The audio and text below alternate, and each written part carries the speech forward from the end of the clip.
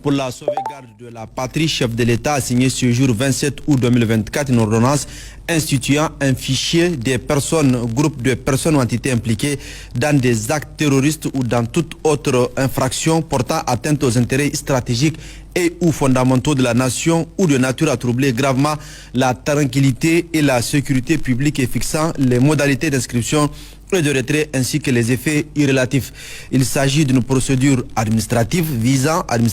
visant à renforcer les mécanismes de lutte contre les actes terroristes ou les infractions portant atteinte aux intérêts stratégiques et ou fondamentaux de la nation. En effet, les faits susceptibles de donner lieu à l'inscription au fichier sont, entre autres,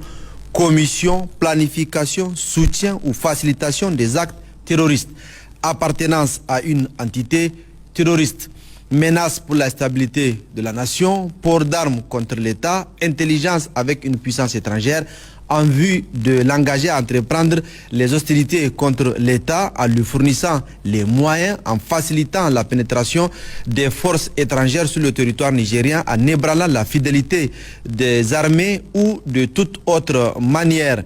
Livraison à une puissance étrangère ou à ses agents sous quelque forme et par quelque moyen que ce soit des renseignements, d'un objet, d'un document ou d'un procédé qui doit être tenu secret dans l'intérêt de la défense nationale. Diffusion de données ou de propos de nature à troubler l'ordre public. L'inscription d'une personne, d'un groupe de personnes ou d'une entité au fichier intervient dès l'ouverture d'une enquête ou d'une poursuite judiciaire après une condamnation judiciaire sur demande des services de renseignement. Cette inscription entraînera de plein droit pour les personnes ou entités concernées le gel des avoirs financiers, l'interdiction de se déplacer à l'intérieur du pays ainsi que de voyager à l'étranger et les restrictions de transactions commerciales.